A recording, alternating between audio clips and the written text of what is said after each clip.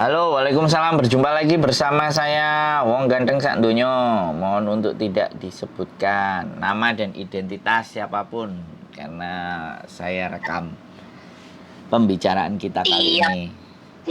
siap, siap, siap, oke. Bagaimana ini Mbak, saya ngobrolnya, membantunya? Iya, Om Sandro masih ingat yang kemarin yang aku minta itu kan nomornya apa, lawyer. Terus? Enggak, itu kan kemarin ada kendala kok, apa ya, enggak ada kelanjutannya. Jadi gini Mbak, Samen sudah Hmm, menghubungi belum?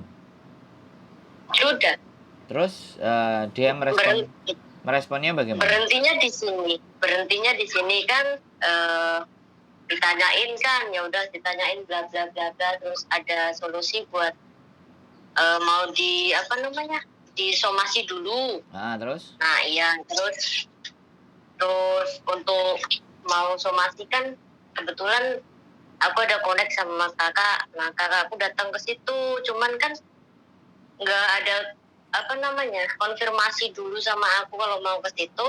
Jadi datang ke situ tuh sia-sia, karena seharusnya kan datang ke situ tuh mau buat apa ya, rekaman untuk percakapannya itu loh, Ya. suruh direkam dulu kan itu sebelum sebelum disomasi.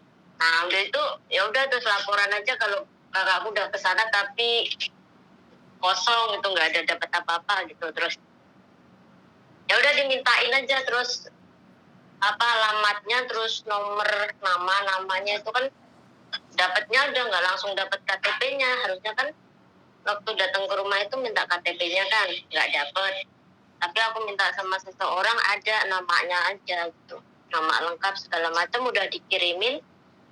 Udah, waktu itu aku tanya udah jadi dikirimin surat belum, katanya belum. Nanti kalau ada waktu tak telepon, tapi sampai sekarang nggak ada kabar. Oke, nanti saya follow up lagi ya.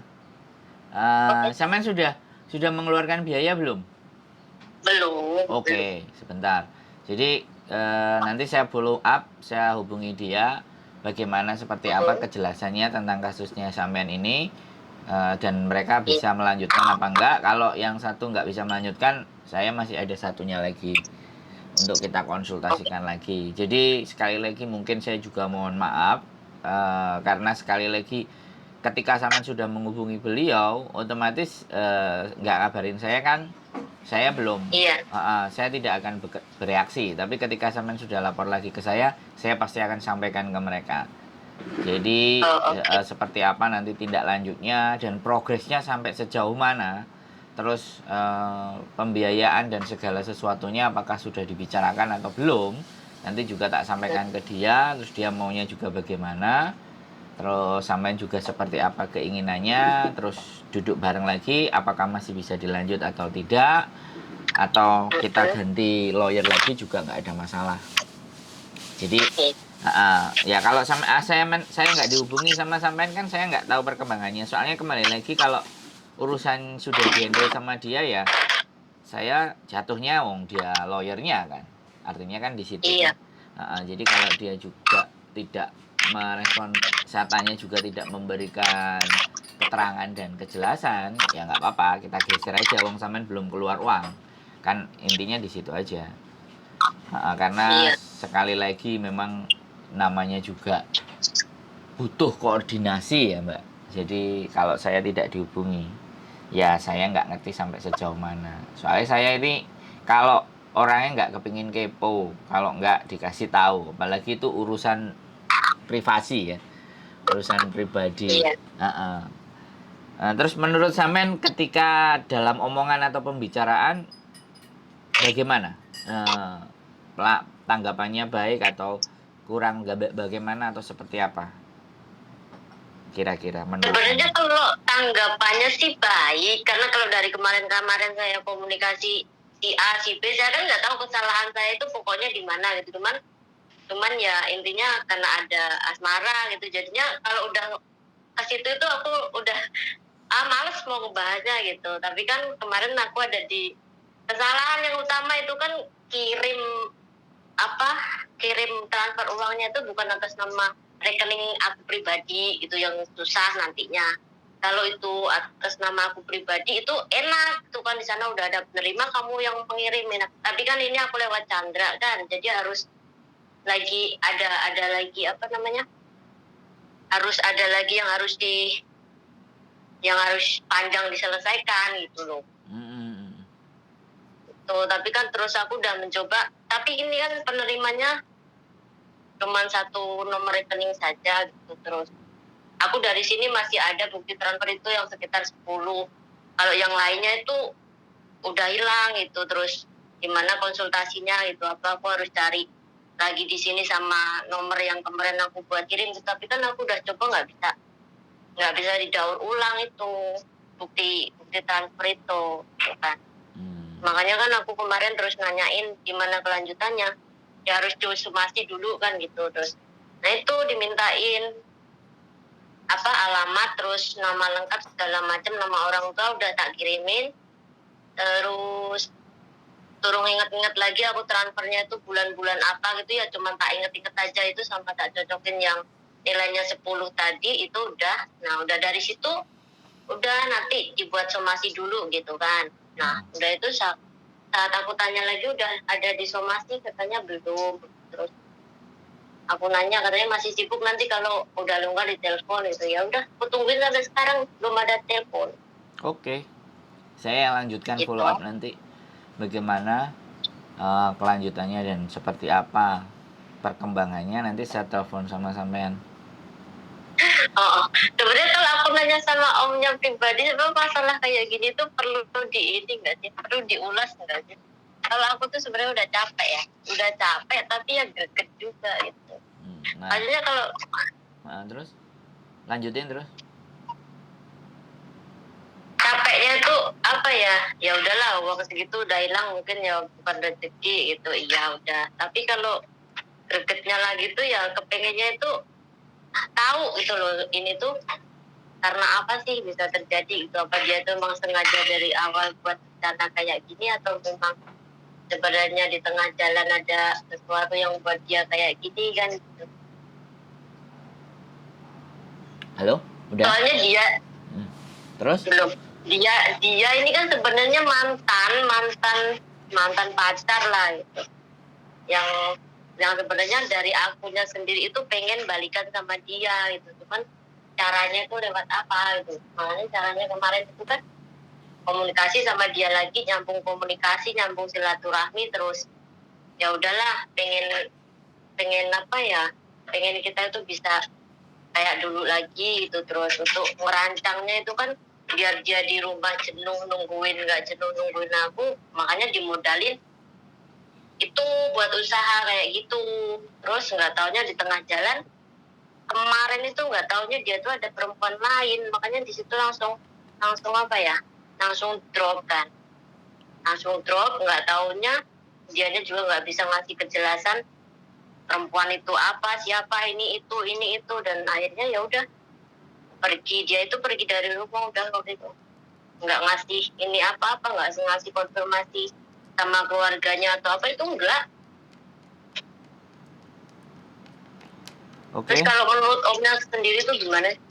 Jadi gini Mbak, kalau kita mau mempidanakan seseorang atau mengkasuskan seseorang, itu banyak beberapa memang persyaratan yang harus kita penuhin ya, untuk sesuai perkara gitu kan. Yang jelas bukti transfer itu pasti, kemudian motif transfer itu untuk apa, sebagai apa, itu kalau sudah dituliskan, sekali lagi kalau sudah dituliskan di tempatnya transfer, untuk transfer usaha misalnya. Om maaf tapi suaranya kok putus-putus ya. Aduh, sekarang putus-putus nggak? Iya bagus, tapi ada nanti itu tersendat-sendat. Sekarang putus-putus nggak? Enggak. Oke, nanti kalau putus-putus sampean ngomong lagi ya. Iya. Oke, jadi kasus, sekali lagi saya ulang, kasus itu butuh beberapa persyaratan untuk bisa kita perkarakan ya, atau bisa kita naikkan menjadi perkara. Jadi makanya kenapa ada tersangka, masih disangkakan, terus terakhir di endingnya terdakwa. Nah jadi kayak gitu tuh. Jadi kalau sudah didakwa, nah, awalnya disangka-sangka dulu, habis disangka-sangka terus akhirnya didakwa karena memang cukup bukti dan segala sesuatunya. Nah, si lawyer atau pengacara itu pasti mencari apa namanya data-data tersebut. Bukti transferan sampean itu membunyikannya sebagai apa? Kalau membunyikannya sebagai ternak, iya kan? Untuk modal usaha Iya. ternak kambing, tapi pada kenyataannya di rumah tidak ada itu semuanya dan itu juga fix atas nama dia. Udah itu kita bisa gunakan delik aduannya adalah penipuan. Nah, itu bisa diperkarakan kalau penipuan. Nah, masuk pidana. Jadi tapi sebelum kita mampu memperkarakan itu, kita harus ngasih surat dulu untuk ibaratnya itikat baiknya mereka. Makanya dibutuhkan alamat, makanya dibutuhkan nama yang jelas, yang komplit, domisilinya dia. Kemudian surat itu kita terbitkan dan itu biasanya sampai 3 kali. Gitu loh. Jadi 3 kali kita lakukan. Kalau sudah 3 kali kita lakukan, ternyata dia mengabaikan persoalan itu, baru kita naikkan gitu loh Mbak. Jadi memang prosesnya tidak sesederhana yang kita bilang. Kalau sampean sudah berani berkasus, kemudian kita memperkarakan itu, maka yang terjadi pasti uang kita akan keluar. Tapi ya kembali lagi, makanya orang-orang yang berkasus itu orang-orang yang punya ibaratnya perhitungan, di mana bahwa hartanya yang saya ajak kasus itu ada dan kelihatannya. Jadi nanti kasus itu bisa kita menangkan, artinya ketika dia sudah dianggap bersalah dengan bukti dan saksi, dengan beberapa alat bukti dan saksi, maka kita bisa mengambil asetnya dia gitu. Atau setidaknya kalau toh pun kita tidak bisa mengambil asetnya, setidaknya memberikan pembelajaran bahwa mereka akan bisa masuk ke sel. Jadi ujungnya hanya ada 2 itu, memberikan pembelajaran mereka untuk masuk ke penjara, atau mereka mau dengan itikat baik tidak dipenjara tapi mengembalikan sejumlah aset yang kita minta gitu. Jadi tidak sesederhana, makanya nggak ada masalah juga kalau memang kita sudah berani dan mau berkasus. Makanya tidak sedikit orang-orang itu ketika mau berkasus menghitung kerugiannya berapa. Makanya WA saya kalau sampean masih baca semuanya masih jelas. Apakah yang kita tuntut ini masih mempunyai harta satu, terus apakah ya kan, sekali lagi, apakah kita cukup punya alat bukti ataupun saksi yang bisa membuat kita itu bisa menang dalam sebuah perkara tersebut. Nah, itu yang memang harus dipertimbangkan. Kalau sampai yang sudah berani maju, nah dia akan memberikan dan menyampaikan itu dulu. Kecuali ya ini untuk pengacara-pengacara yang sifatnya pro bono. Nah, dibilangnya pro bono. Kalau pro bono itu yang sifatnya adalah gratis. Jadi menolong. Jadi ada beberapa lembaga bantuan hukum yang sifatnya seperti itu. Makanya nanti tak perjelas, tak tanyakan dulu. Karena bisa jadi ya sekali lagi kekurangan alat bukti, kekurangan saksi, kekurangan bahan untuk kita bisa ajukan perkara, itu juga bisa kita sarankan sampai untuk cancel. Kan seperti itu Cita, daripada nantinya sampean yang habis untuk membayar si pengacara tadi, membayar dirinya sendiri misalnya, daripada sampean aku kok bayarnya sakmene tapi ternyata kita nggak kuat dan nggak cukup semuanya untuk kita perkarakan. Nah jadi kan bargaining powernya di situ Mbak. Jadi nggak ada masalah, kita tidak berpikir apakah sampean lilo legowo atau apa, tapi kalau sampean sudah lapor ke pengacara ya kan, dan sudah berani mau menaikkan dengan segala bentuk konsekuensinya, ya pengacara pasti akan, namanya juga profesi itu pasti pekerjaan. Kalau pekerjaan ada biaya yang dia keluarkan. Nah biaya yang dikeluarkan itu apakah worth it atau seimbang, sepadan dengan kasusnya sampean dan kehilangan sampean. Karena rata-rata pengadilan itu tidak hanya berhitung kepada aset yang akan kembali, tapi kadang ada yang bermotif untuk memberikan pembelajaran buat mereka. Ada yang seperti itu juga. Jadi aset nggak apa-apa, nggak terambil kalau memang dia nggak bisa mengembalikan. Kalau bisa ya syukur, kalau nggak bisa ya masuk sel kan. Kuncinya hanya 2 itu. kalau perkara itu. Kalau kita nggak kuat, malah dia bisa balik nuntut kita. Dan itu yang akan dihitung sama pengacara dalam proses memperkarakan sesuatu. Begitu Mbak E. Karena yang dihukum nanti kalau dituntut balik kan bukan pengacaranya, sampeannya. Jadi itu yang serba dihitung. Nggak apa-apa. Kalau komunikasi dan ngobrol nggak ada masalah. Sampai nanti ketemu titik temunya bagaimana, dan nanti pasti akan dikembalikan ke sampean lagi. Udah Mbak, udah saya lakukan ini sampai bagaimana gitu ceritanya. Nggak apa-apa. Saya akan temani sampean. Yang penting jaga komunikasi aja. Saya yang di Hong Kong, dia yang di Indonesia. Begitu Mbak. Iya, kemarin kalau saya sih sebenarnya saya orangnya juga ini, kalau saya berani itu karena saya juga niat gitu, niatnya pengen dia itu cerah gitu. Enggak sih, nggak mempersalahkan masalah uangnya, udah enggak. Pokoknya intinya ya pengennya dia tahu apa yang dia lakukan itu salah gitu aja. Siap. Aku nggak ngotot pengen uangku balik atau harus keluar biaya lagi untuk ngurusin masalah ini, bukan, tapi aku pengen masalahnya itu selesai gitu, nggak berhenti cuma sampai di sini, nggak ada titik terangnya gitu. Siap.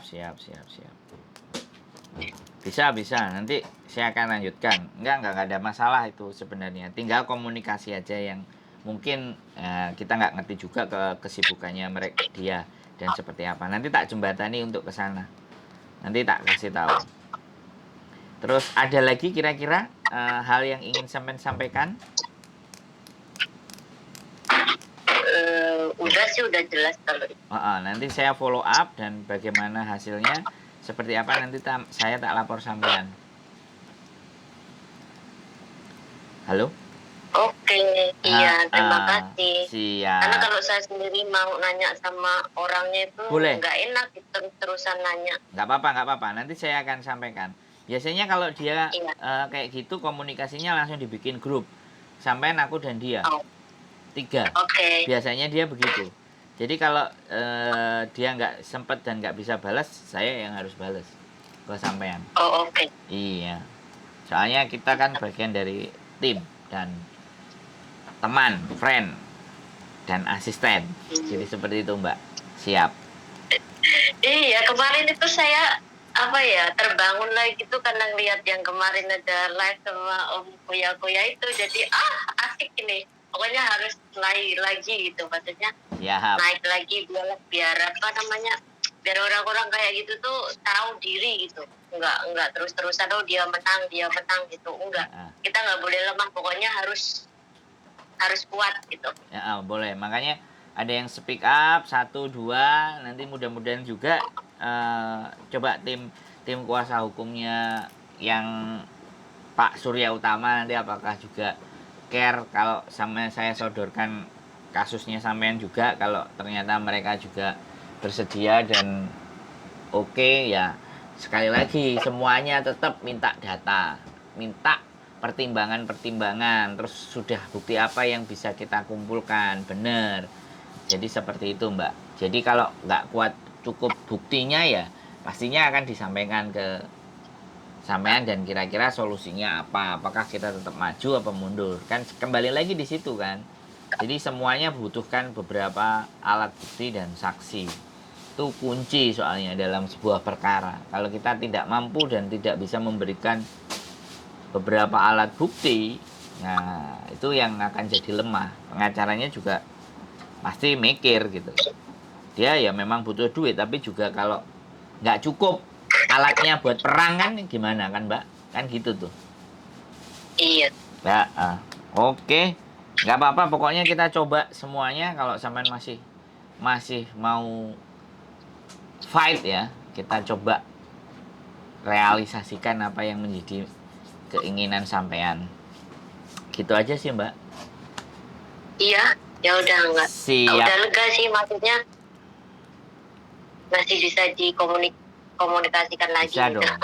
Bisa kan, masuknya dari saya. Kalau ada sesuatu ya balikkan lagi ke saya kan gitu toh Mbak. Iya. Nanti bila perlu ada waktu kita konferen bertiga atau bagaimana atau seperti apa. Nanti mungkin biar karena sampean juga ada di dalam majikan mungkin kesulitan mencari apa, terus butuh misalnya surat kuasa atas saya untuk meminta beberapa bukti kiriman atau transfer atau apa, kan kita bisa gunakan untuk kepentingan itu gitu. Kita lobby sama mereka untuk mencari datanya itu kan gitu. Iya. Oke? Oke. Terima kasih banget atas bantuannya. Pokoknya seneng lah sekarang ini apa ya, unek-unek kita itu ada yang ngedengerin itu, pokoknya seneng banget. Iya. Kalau dari dulu tuh kita cuman bingung mau ngapain gitu, orang pasti nyalain ke satu pihak gitu, alah udah gini salah, dan kita sekarang ada yang belain walaupun nggak semuanya itu positif, tapi kan kita pengennya ya yang namanya orang salah itu kan ya pasti tahu lah kita pernah salah, tapi kan kita pengen bangkit. Betul, siap. Nggak dipandang dari sisi gelapnya saja gitu. Iya, siap. Bahwa benar itu, makanya saya hadir buat teman-teman, buat siapapun teman-teman yang di Hong Kong yang butuh untuk ngobrol dan cerita. Oke. Siap. Saya konsultasi sama kakak saya sendiri aja, udah pokoknya kan udah ada asmaranya ini, pokoknya dia udah langsung mengutuk gitu gini. Aduh, yang namanya manusia itu mana sih yang nggak punya nilai seperti itu gitu. Yang namanya manusia itu kan juga manusiawi lah.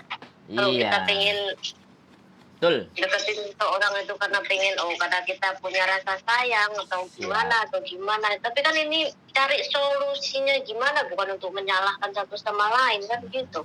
Iya. Ya enggak. Itu kan orang-orang memang yang mau cara singkat. Jadi kadang-kadang semuanya pengen simpel gitu.